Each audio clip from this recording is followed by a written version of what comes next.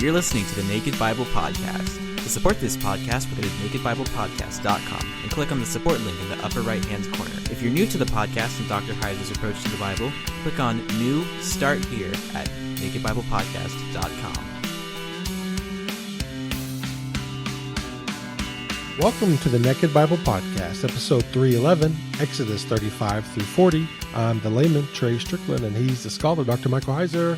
Hey, Mike, how are you? Pretty good.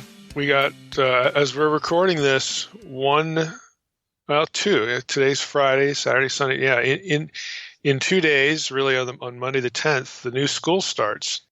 Gotcha. So everybody on this end is like just chomping at the bit, ready for this thing to start. We had the Unseen Realm film premiere this last, I guess it was, this is Wednesday night. And there were a lot of people, from the community, who came to that and told me they had signed up for the school. And so everybody's ready to go. And, I am too. So I'm just kind of, waiting for it to start. Yeah. Wait to get into the regular routine. I need, I like routine, it's really helpful to me. So looking forward to it. Did you get a lot of good response from the movie? Yeah. I think there were probably 1,500 people there because the auditorium holds 2,500, and just from the look of it, I mean, it wasn't completely filled, but it was substantially filled. So I'm thinking 1,500 is probably right around the number that came. So yeah, it was a good evening. I had not seen the film up until that evening. So any thoughts? Well, I actually liked it. I mean, I think they did a really good job. I mean, it's dense. They pack a lot of content into 70 minutes, but I think the visuals are good. The whole thing left me wishing like that I had a voice like Eric Mason.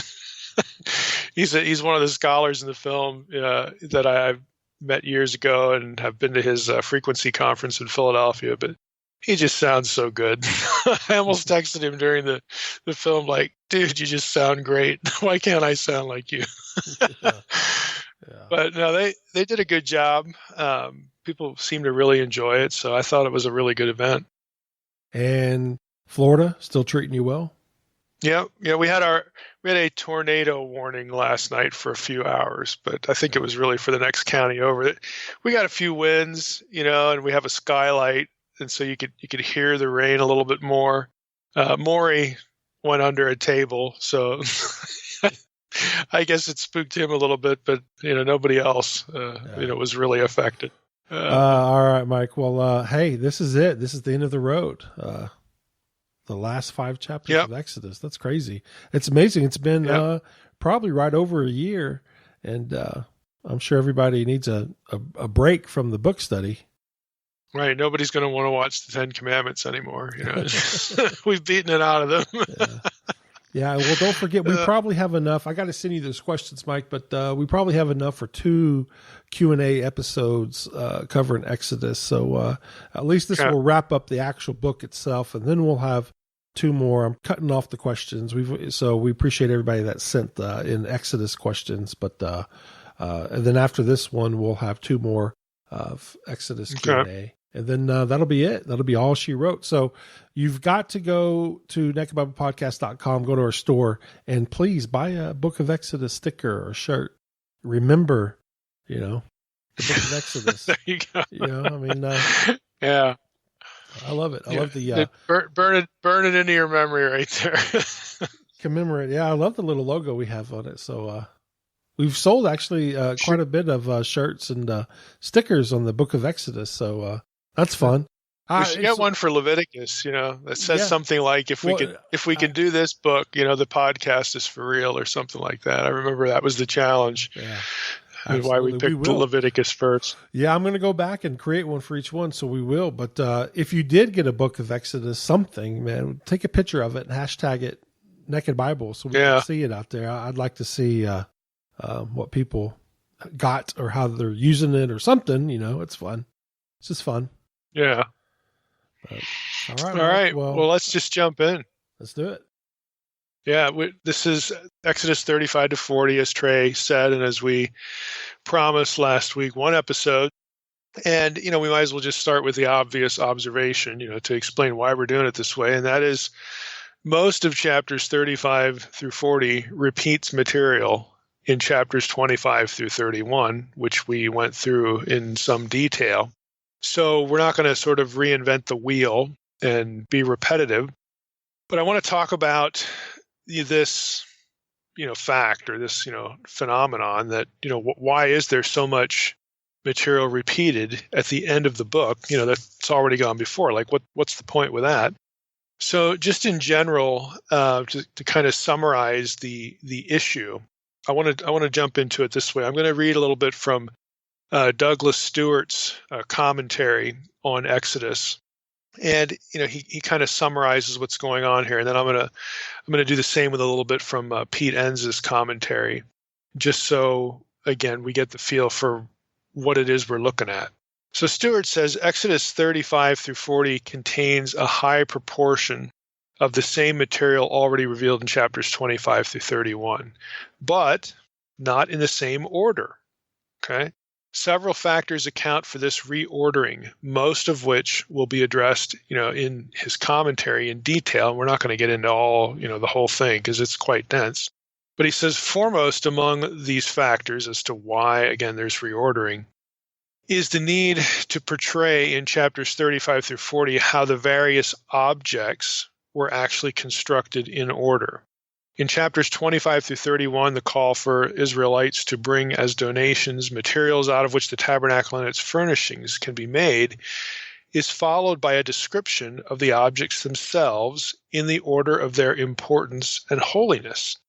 That is, moving from the most sacred, the ark, which was a direct representation of Yahweh and the place of his contact with his people, to the least sacred, which was the courtyard perimeter. So that's the order you actually get in chapters 25 through 31. Stewart says, in chapters 35 through 40, by contrast, the objects are described in the order they were actually constructed, an order dictated by common sense and necessity. A modern analogy might be found in the difference between how a church might be described before being built and the order in which it would actually be built.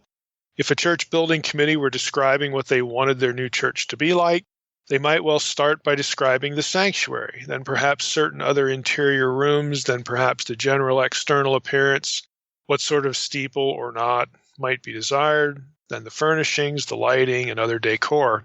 But a builder could not build the church in that order. He would start with clearing the site, then pouring the footings, then a foundation, then sills, then the framing. The building committee's ordering of its desires would be completely appropriate, but so would the builder's ordering of the building process. The two orders are not the same, and no one who really understands the building process from conception to construction would expect them to be. The vision comes in one order, the implementation in another.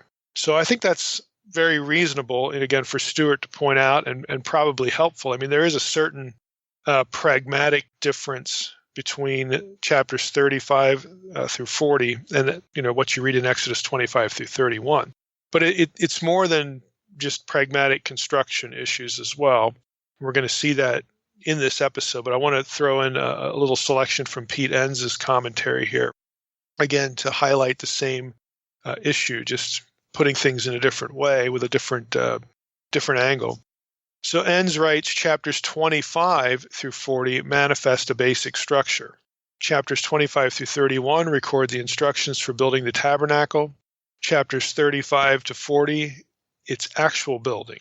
Sandwiched between those two sections is, among other things, the story of the golden calf, a story of rebellion and eventual forgiveness. This is not just a story of any sort of rebellion, but of the Israelites attempting to set up an alternate cultic system to the one given in chapters 25 through 40. Note also another clear organizational element in these chapters. The rebellion section of chapters 32 through 34 is framed by passages on the importance of keeping the Sabbath. That's Exodus 31, 12 through 18, and 35, 1 through 3. So on the exact, either side, you have these references to Sabbath. Enns continues, this is hardly an accident. Precisely what this structure means to communicate to the reader, however, is not spelled out in the narrative itself. the references to the Sabbath are intended to connect the building of the tabernacle to creation. Let me just jump in again. I mean, we saw a lot of that earlier when we had episodes in chapters 25 through 31, that there was this connection between Sabbath and creation and tabernacle. There was a whole matrix of ideas that sort of played off one another. And we're going to return to that in this episode a bit as well. So back to ends, he says, that the references here connect the building of the tabernacle to creation. Building the tabernacle, in other words, is an act of recreation, culminating in the Sabbath command, a new seventh day, as it were. The close affinity between creation and Exodus, creation and redemption, is something we have seen throughout the book, so it is of no great surprise to see it developed here at its climactic stages, right at the end of the book. Now, when we talked about these connections between Sabbath and creation and the tabernacle and the furnishings, just the way the whole narrative plays out, we referenced an article by Kearney, that's Kearney, and it was referenced in two other sources that we used and that I put in the protected folder. One by Angel Manuel Rodriguez, it was an Andrews University Seminary Studies article, and another selection from Frank Gorman's book, The Ideology of Ritual, Space-Time, and Status in the Priestly Theology. So we're going to return to some of that material by way of reviewing a little bit of that material. Again, that's going to set up a little bit of how understanding, or at least how to think about the difference in order and the differentiation. Chapters 35 through 40 are mostly the same to chapters 25 to 31. There are differences. Then, of course, you have this order difference as well. So I'm going to review a little bit of what we covered before to help set up, where we can go from here. So those two scholars, Rodriguez and Gorman, again, they referenced Kearney in some places, focused on literary analysis.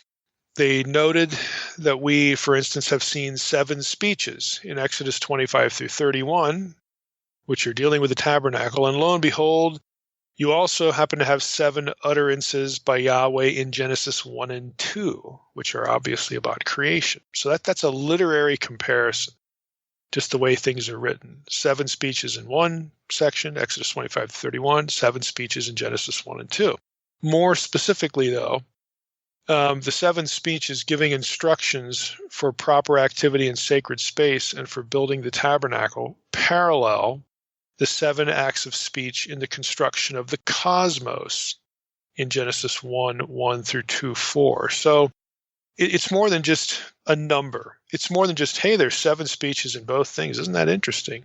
Well, if you actually look at the 7 speeches, and they give instructions for the formation and activity in sacred space, tabernacle, and the construction of the cosmos in Genesis 1 and 2. And of course, this plays into what we've talked about on a number of occasions. I mean, John Walton has done a lot of work here about how the cosmos, the creation account, is Yahweh essentially creating a temple. I mean, this is the cosmos is his temple, the earth is his footstool, all this sort of imagery where Genesis 1 and 2 are really about the place where Yahweh is going to come to dwell with man. It's going to be his home, earth, so there's this sacred space sort of element, this temple element, even to the creation of not only the cosmos, but even the earth. I mean, that you get the macro level, the cosmos, and then the earth is the footstool. You get the funneling down a little bit. Yahweh comes to earth itself.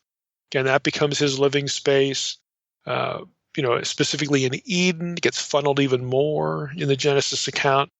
So this is the kind of thing that, again, if you're looking to compare passages and you start noticing these patterns, these repetitions, it's not just about the number, 7 of this, 4 of that, 3 of that. It's not that. I mean, that's part of it, but the bigger part of it is thematic.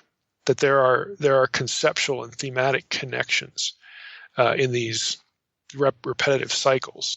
So Rodriguez, in his article, he gave us a few even more specific examples of how the 7 speeches, again, with their creation elements, and they also include Sabbath. They end with the Sabbath. how those two sets, parallel each other. Rodriguez wanted his readers to notice that if you look at these parallel sevens, just the passages themselves, you'll notice another pattern or other patterns. There are 6 days plus a seventh day. So he writes, this is quoting him, 6 days plus a seventh day, according to Exodus 24:15 through 17, Moses climbed Mount Sinai to receive instruction for the building of the sanctuary. He waited for 6 days, and on the seventh day the Lord spoke to him from the theophanic cloud. The sequence of 6 days and a seventh day is the same we find in Genesis. It is uncertain whether the seventh day in this case was a Sabbath, in Moses' case, but the reference to 6 and 7 days suggests a connection between the two narratives. In both cases, the seventh day provided the time during which there's a special meeting between God and humans. Now, elsewhere in Exodus, it's very clear that the Sabbath is part of this, and Rodriguez is going to point out some of that as well, and so is Gorman. The 7 speeches of Exodus 25 through 31, in fact, close with Sabbath rest, just like the 7 speech utterances of creation. And Rodriguez writes, God gave Moses instructions concerning the building of the sanctuary through 7 speeches introduced by the phrase, the Lord said to Moses. And then he has the verse references there, which I'm not going to repeat. You can look those up in a concordance or software. But that's the way that the speeches are telegraphed, okay? The 7th speech brings the instructions for the building of the sanctuary to a close and with a call to keep the Sabbath, Exodus 31, 13, and 17. In the creation narrative in Genesis, God spoke during 7 days and rested on the 7th day. It seems that this is the pattern that's being followed in the building of the tabernacle. Now, Durham, who is the author of the Word Biblical Commentary, which we've used before in this series, he's aware of all this. He knows that Rodriguez and Gorman are, sort of playing off this earlier study by Kearney. And again, you could go back and listen to the earlier episodes where we quote more from Rodriguez and Gorman and mention Kearney's work again. Durham, again, writing the Word Biblical Commentary, he's aware of all this stuff because that's what scholars do when they write commentaries. They do literature reviews so that they know, everything that's been written on the subject matter to that point. And then they can reference it or disagree with it or build upon it, so on and so forth. So Durham's assessment of this is interesting. He says, basically, I'm going to summarize him. There's a lot to like there. There's a lot to like in what Kearney and Rodriguez and Gorman are saying. But he's not entirely persuaded that all of that is sort of the point as to why we have this similarity and the differentiation in ordering for chapters 35 through 40 compared to chapters 25 through 31. And he writes as follows. So he's going to, sort of hint at why he's not entirely persuaded. And then he's going to make his own, contributions here. And then we're going to drill down into that. So Durham writes, according to Kearney's theory, chapters 25 through 31 present 7 speeches of Yahweh to Moses based on the 7 days of creation. Chapters 35 to 40 echo this structure faintly in speeches made by Moses. Neither Kearney's theory or any of the others that focus on literary patterns, though, gives any satisfactory answer to the question of the similarities and differences of Exodus 25 through 31 and 35 to 40, despite their helpful illumination of a number of detailed points. What links Exodus 25 to 31 and 35 through 40 is not primarily a series of literary connections, Durham argues, but a series of theological ones. And at the heart of the theological connections is the ever-present, irreducible minimum of the book of Exodus, and that is the imminent presence of Yahweh. The similarities of Exodus 25 through 31 and 35 to 40 may all be accounted for on the basis of their rootage in this all-encompassing theme, again, the presence of Yahweh. Both sections, each in its own way, are preoccupied with Israel's need to experience the reality of Yahweh's presence. The differences between Exodus 25 to 31 and 35 to 40 may all be accounted for if 4 probabilities are kept in mind. I'm going to list these 4, but I think he's on to something here, not only because of what we're going to get into in the next few minutes, but also if you remember the golden calf incident was really revolved around the lack of the presence of Yahweh, because he's up on the mountain with Moses, and who knows what happened to Moses. It's been 40 days. And the Israelite panic over that situation, and then their attempt through the building of the golden calf to, re-presence Yahweh. They're going to build this golden calf thinking poorly that this is going to usher in Yahweh's presence again, or attract him back, or something like that. I mean, they're a bit desperate because they can't go back, they can't go forward. They don't know what to do. They're just stuck at this mountain. They don't know what to do. Their leader's gone. The presence of Yahweh isn't evident for the last 40 days. So, by golly, we're going to bring it back. We're going to do something here. And then they go to Aaron, who's the logical person to go to make this happen. So even that revolves around this theme of presence. Now, Durham lists these 4 probabilities. Again, he says the differences he's highlighting the differences now, between Exodus 25 to 31 and 35 to 40 may all be accounted for if 4 probabilities are kept in mind. Number 1, he says Exodus 35 through 40 is based on the same theme as Exodus 25 to 31. Again, this imminence thing is central in his mind. But, he says, they follow a different order. Number 2, Exodus 35 to 40 omits or adds material in comparison with Exodus 25 to 31 in relation to its own separate purpose and was not intended simply to duplicate chapters 25 through 31.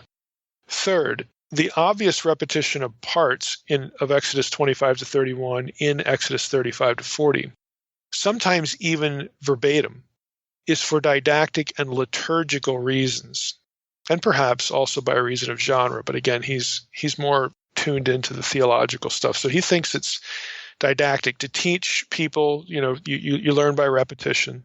And he's thinking of the reader and the hearer here.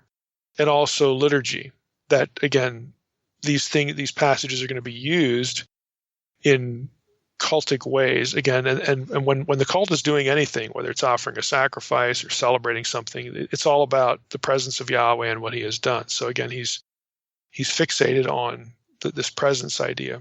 And fourth, the 2 sections are seen as having developed along with both the Exodus composite and to a degree alongside each other, and are viewed in the context of Exodus as a whole rather than parts in isolation. Basically, to translate that into more normal English and not academese, he's saying, look, you can't really understand the parts without understanding the whole. The whole has to inform the parts. And again, his argument is that the whole of the book, all these sections, and really all the way back to the beginning, is about Yahweh dwelling among his people. It's about the imminent presence of Yahweh. So that for him is an overarching idea that he believes must be a central focus of explaining anything in these chapters, in the relationship of chapters 35 through 40 to 25 to 31. So I'm not going to drill down into everything he does, but we're going to drill down a little bit here just to give you sort of a sampling of how Durham thinks this should be approached. So on his first observation, or his first probability, okay, that 35 through 40 is based on the same theme as Exodus 25 through 31, but 35 through 40, the presentation of the presence of Yahweh follows a different order, different way of doing it. So on that point, again, he says the theme of Yahweh's presence in Israel's midst is presented in Exodus 25:31 by extending a call for the offering of materials worthy of symbolizing and remaining near Yahweh's presence. Okay, this is think of the instructions to build the tabernacle and its furnishings. So there's an extension of a call for materials worthy of symbolizing the presence of Yahweh. Then following that call, there's a series of instructions for the preparation of such media, such materials, listed in a sequence moving from the most intimate of those symbols, the ark, to the symbol farthest from it, the temple court. So he's saying this is the way Exodus 25 through 31 telegraphs or gets us to think about the presence of Yahweh. He says the order is closed by the establishment of the command to keep the Sabbath as a sign of the uniqueness of a people among whom Yahweh is resident.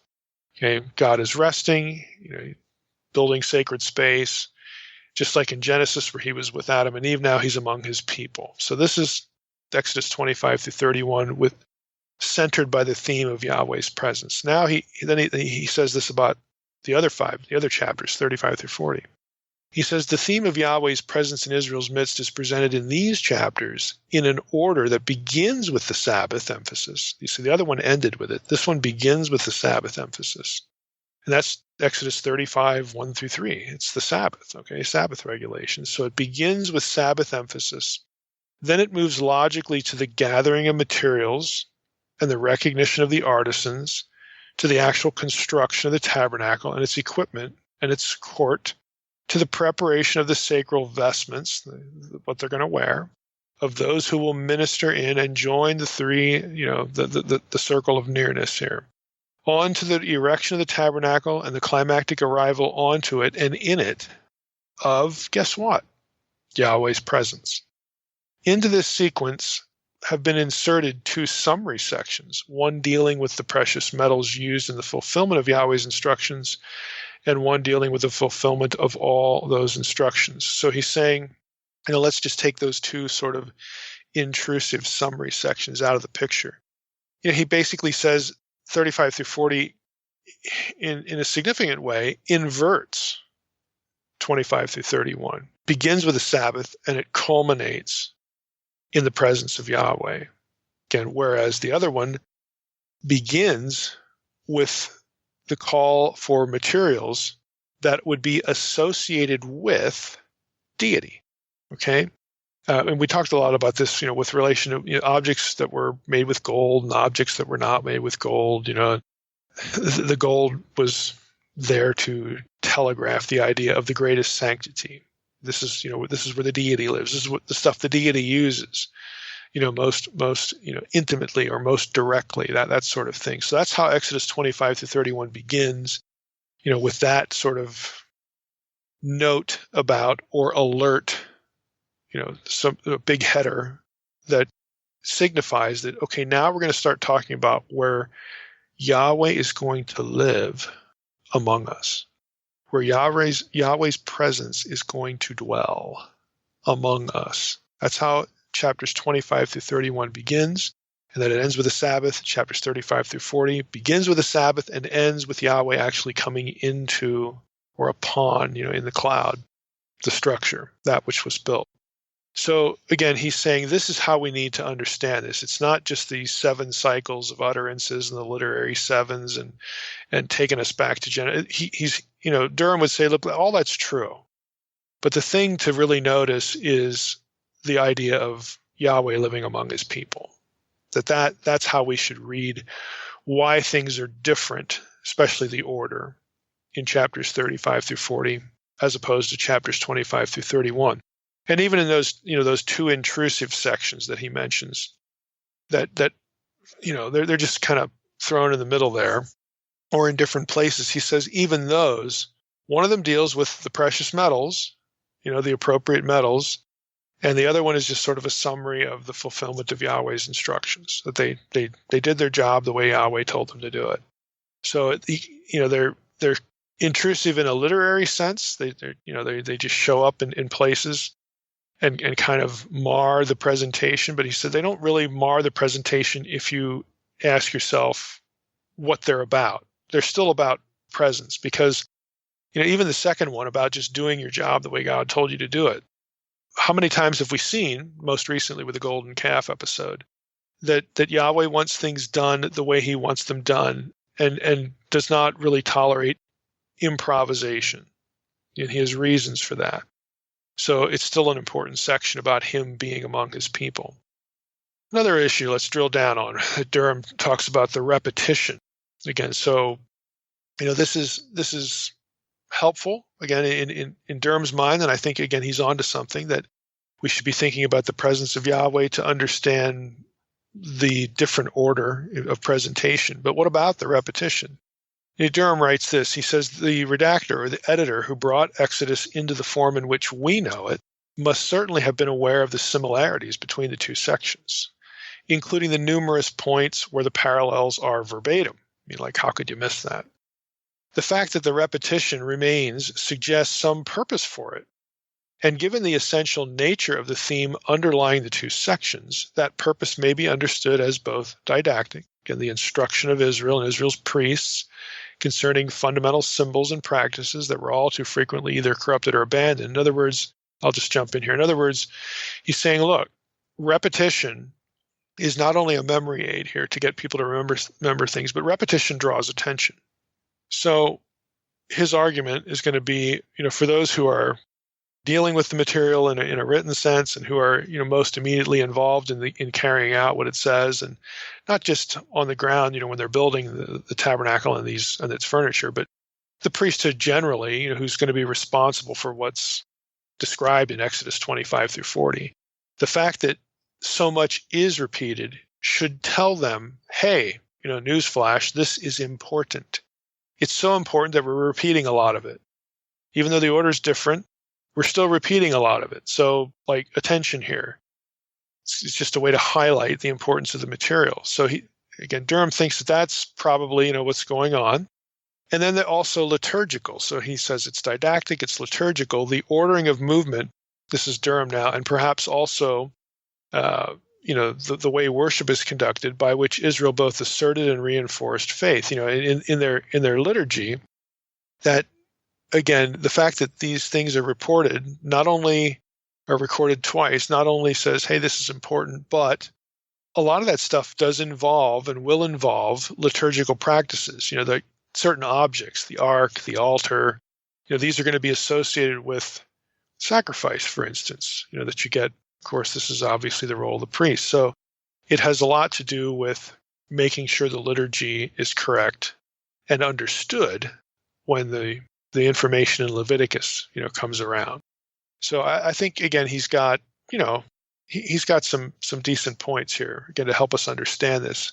He references Cassuto, Umberto Cassuto, which was a famous Jewish scholar who wrote some commentaries on Genesis and Exodus. Cassuto has suggested also the influence of the ancient Near Eastern genre of the giving of divine instructions, which are then reported as carried out by a detailed repetition of the instructions. So you actually see this in the ancient Near East, where a deity will give instructions to priests or people or whoever, and then the instructions are carried out, they're enacted, and then repeated, kind of like very similar to what you have here. Cassuto's example, Durham notes, is the Ugaritic account of King Keret's dream, in which El gives instructions subsequently followed by Keret, and then repeated nearly verbatim in the account of his accomplishments, the king's accomplishments. So Cassuto's argument is saying, look, that we see this kind of thing elsewhere, and so maybe that's part of what we're looking at here. Maybe it's it is a literary thing. Maybe it's just a genre conformity here. So Durham, again, is willing to throw that in here, but if you push him to the wall, he's going to opt for it's didactic, it's liturgical. The repetition is designed to draw attention and importance, make sure that the duties are carried out correctly, and it's all about the presence of Yahweh. So it's nice of him to include that, because we like ancient Near Eastern parallels. But at the end of the day, for Durham, it's more about those other things than it would be a literary or genre consideration. He also talks about the fact that chapters 25 through 31 and 35 through 40, how they need to be seen as complementary of one another as well. He writes, the questions of which section is nearer to a supposed Vorlage, that's a supposed original, like which one came first, since a lot of the content is identical, which one was written first. And we would tend to think that they're writing things in order of chapters, but there were no original chapter, divisions and things like that. So he's saying the question of which section is nearer to the original, and of how one section can be seen to presuppose or to supplement the other, tend to draw attention away from the manner in which the two sections complete each other, as instruction and obedience, as promise and fulfillment. Yahweh instructs Moses and gives him the visionary pattern of his intentions in chapters 25 through 31. Moses passes along the instructions and his understanding of them as they are carried out in chapters 35 through 40. The first sequence begins with the call for materials. The second begins with the offering of these materials. The first section ends with instructions for the priest's ordination, then is followed by a sequence of supplemental material which ends with an emphasis on keeping the Sabbath as a sign of the special relationship founded on Yahweh's presence. The second sequence ends with the advent of Yahweh's presence onto and into the newly built and erected tabernacle, an authentication of the symbols, and an authorization of the beginning of worship with them. In sum, there is an intercomplementary relationship between Exodus 25 to 31 and Exodus 35 to 40 throughout, one that links these sections far more closely and far more consequentially than has generally been assumed. Now, in my view, I think all of these observations are worthwhile. There's no cosmic rule or expectation that there's only one goal of a writer. Like we have to choose between, was the writer, was what he was doing a literary exercise or a theological one? The answer is, yep. Okay, because one thing is going to contribute to the other is going to inform the other one. They're going to be complementary. They're going to telegraph, certain ideas to the people, whether that's an inversion of the order of events in one section and then the reversal in another, or again, certain things getting repeated verbatim, again, that would let them know that, hey, this is important. All of these things are on the table. At least they should be on the table. They are all strategies. They're strategies that move in different directions, but they complement and complete one another. They present a fuller picture of the ideas, a small subset of ideas that the writer did want to communicate. So sometimes the best way to communicate that is through repetition. Sometimes it's through difference, changing things up, again, like order. Writers have different strategies. They don't always use the same strategy the same way in the same place. They just don't. Again, there's no cosmic rule that we have to pick. Well, is this literary or theological or something else? Okay, there's no rule that tells us what to do there. There are different strategies for communicating important and in this case related points. Now, the takeaway for all this, in this episode, and we're going to wrap up, with this.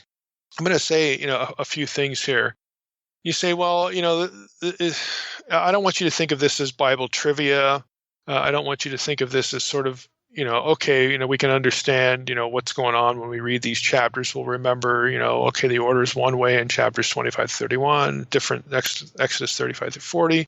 That's kind of a neat little scholastic exercise. Thank you, Mike, for that. There's actually a more significant application to this and to things like it that we've seen in the book. So I'm going to say a few things here.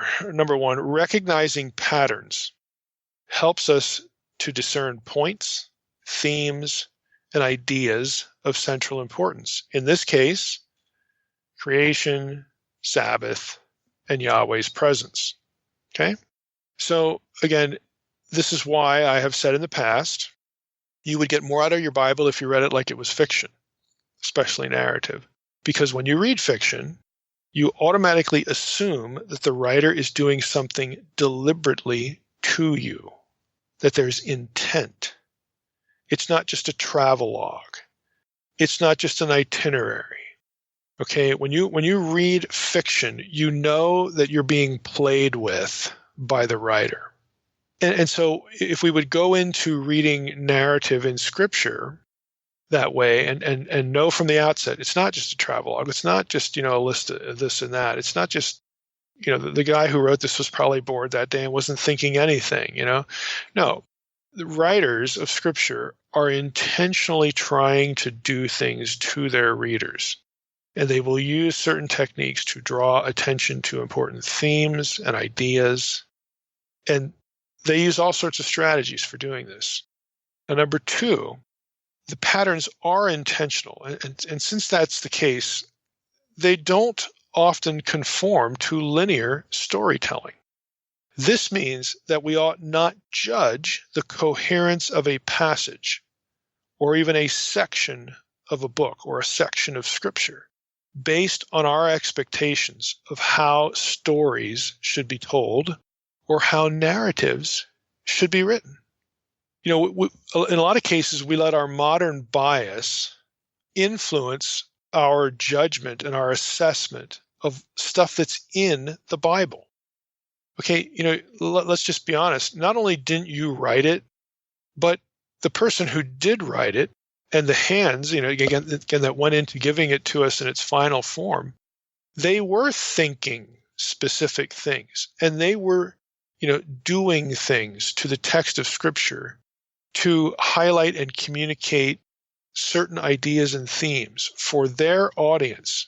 They were doing intentional things. And if they need to change the order of something, even though the content is identical, they're going to do it. They're going to decide how best to draw attention to X, Y, or Z. So it doesn't really matter that, this isn't the way that intelligent writers today would write narrative. Therefore, the person who wrote this in the Bible was just a hack or just didn't know what they were doing. That is just a modern conceit. That's what that is. Which brings me to my third point. Consequently, the person who compares these two sections, Exodus 25-31, Exodus 35-40, and charges the writers and editors with errors when differences arise, well, that person judges incompetently, and I would say even stupidly. This is what happens a lot in biblical criticism. You have your source critics. Again, these are the people who are just fixated on, I see a difference in the text. That must be a different source. Where did those sources come from? Let me speculate now. Okay, let me compare the sources that I've come up with in this section when I see other differences in some other section.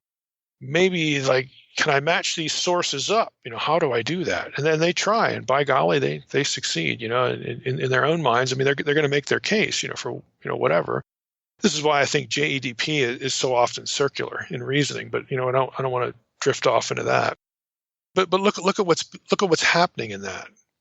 They're looking at differences, again, the source critics, and they're asking a question, hey, where are the sources? Because they assume that this must be the explanation.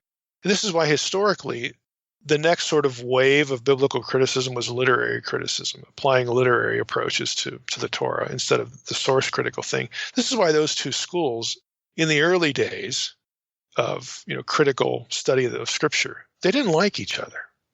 Okay, because the literary critics would say, you people are out to lunch. Okay, you're just speculating. You can't really prove this. It might, it sounds like a nice idea to say this or that source from this or that time. Okay, none of us here are really committed to any form of Mosaic authorship, so we'll, go ahead and run with that. Some of this sounds good. Some of it just sounds nutty. But we have a better way of approaching this. It's literary analysis. And, nowadays there's a bit more of a friendly relationship between the two. They're trying to sort of come together in terms of their approach and the implications, for each and so on and so forth. But here's the bigger point. People, even when I'll just zero in the literary criticism thing here, even when they can see that there are literary reasons why a writer does this or that or the other thing, there's still this temptation to judge it. And honestly, I'm just thinking that's really, I think, out of place, because it's just not coherent for you to judge the end result of a thing produced in literary terms as being erroneous or containing errors or conflicting with something else, when the literary artistry should tell you that was never their intention. They're not writing stuff so that it conforms to this other stuff in every possible way, in every detail, in the order of detail. It's just not even on the table for them. Okay, what they're trying to do is something different. Oftentimes, writers will change a detail just so that you notice it, and then it's mission accomplished for them. Aha, we've drawn your attention because you read it this way over here, and now you're reading it this other way. Well, we hope that you'll figure out why we changed it, why we added something, why we took something out, why we changed an order, because we want you to think about what you're reading. We want you to assume that we, the writers and editors, are trying to draw your attention, to get you to notice something. That's the whole point. And so for us to say they goofed in different places is really to misunderstand their goal. So this is a bit of a hobby horse with me, because I don't see why the observation of the artistry cannot and should not give us a better appreciation for the intelligence of the writer, not less appreciation for the intelligence of the writer. Or I don't see how it would build the assumption that, you know what, we can sit in judgment on the writer because, we're just better. Like we just know better. We would do this a different way and it would be a better way. Those are modern conceits. That's what they are. So I think we need to realize this, that a lot of, this is my fourth observation. This is why, not on everything, but on a lot of these sorts of things, when it comes to the question of inerrancy, I suspect, it's just a suspicion, I don't have anything to base this on, like empirical research or something, but I suspect that evangelicals who abandon the idea of inerrancy do so far too quickly when it comes to this kind of material. They come across inconsistencies. Hey, Exodus 35 through 40 is, they have lots of differences between that and chapters 25, 31. Even though they're talking about the same stuff, there's lots of inconsistencies here. This comes before that, and that's not the way it was. It's like the Synoptic Gospels too. The Synoptic Gospels do this in terms of like the order of events and whatnot. And so we encounter this, and it looks to us like there's clear inconsistencies here. And in one sense there are, but the question is, did they goof? Or is it deliberate? And I think a lot of evangelicals who are sort of willing to jettison just the concept of inerrancy, okay, do so without even asking that question. And that is a question that needs to be asked. Is there some way to think about this where we can see intelligence, intentionality behind what we can, as the reader remove, 2,000 years removed, we notice an inconsistency here. Is it possible that that's there for a reason? It's intentional.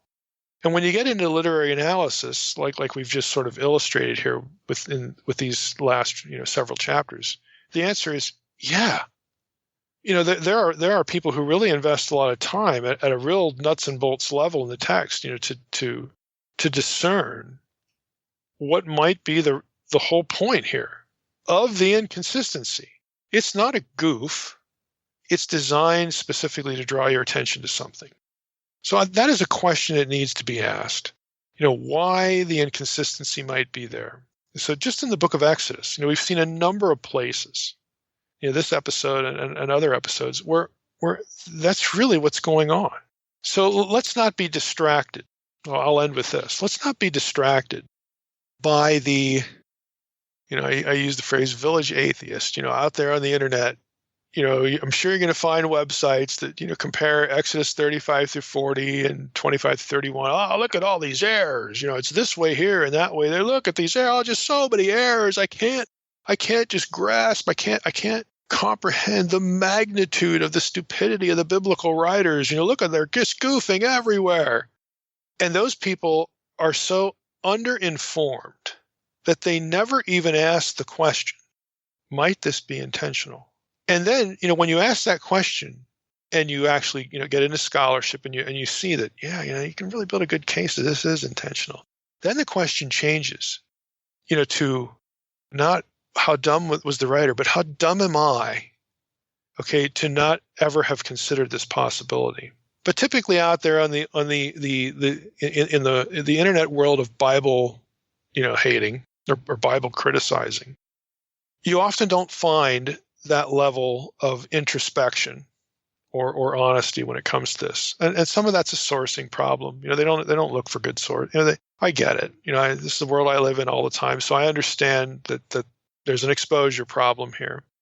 But I'm hoping that this episode and some of the other stuff we've covered at least exposes you to the fact that there is an exposure problem with those who would criticize Scripture along these lines. And I'm not saying there aren't any problems, there aren't any impasses or really tough situations or those things are out there. They exist, but their number is dramatically reduced when we're at least willing to ask the question, might this be intentional? Might this be, some literary thing that's going on here? Strategy. Because in a lot of cases, it's like, yeah, it is. Yeah, it is. And it might take a book or a dissertation or some, journal article to ferret that out for you. But there's a lot of this stuff to consider.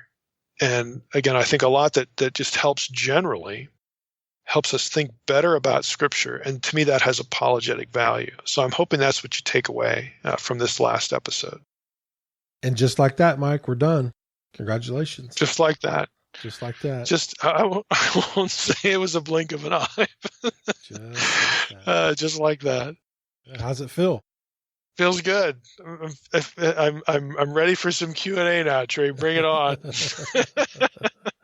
Man, I don't know how I think about it, how I feel about it. Take me a little bit to process it. I'm so used to typing Exodus and thinking about Exodus. I'm so used to typing Exodus. Yeah, I know what you mean. You mean. Wow. All right. Well, congratulations. That's a milestone. That is a milestone. So, all right. Well, we appreciate it. Yeah, sounds good. All right. Well, I've got all the questions I can handle, or Mike can handle, that is. So, be looking forward to the Exodus Q&As next week. And with that, Mike, we appreciate it. And thank you. Thanks for listening to the Naked Bible Podcast. God bless. Thanks for listening to the Naked Bible Podcast. To support this podcast, visit www.nakedbibleblog.com.